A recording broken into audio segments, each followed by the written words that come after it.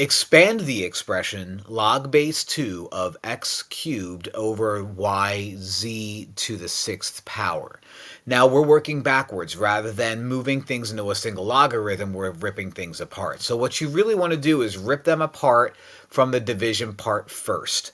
Whenever you're dividing inside a log, it's because you subtracted the logs in the first place. So step number 1 is to say, all right, well, log base 2 of whatever the numerator is minus log base 2 of whatever the denominator is.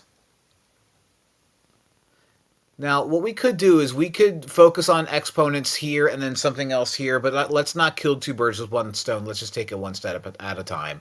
We're going to leave this as log base 2 of x cubed for now, knowing that something's going to change later. All right.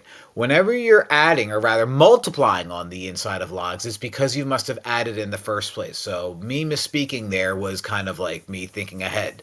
All right. If I'm multiplying y to z squared to the 6th, inside the parentheses, it's because I added them in the first place. So log base 2 of y plus log base 2 of z to the 6th.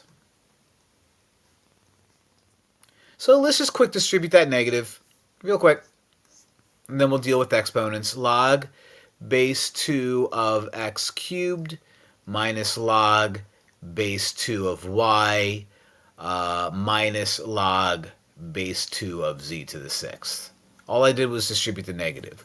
Last step is any exponent living inside the parentheses, bring it out front. So finally we end up with 3 log base 2x minus, nothing happens here, log base 2y minus 6 log base 2z. And that's going to be A, baby.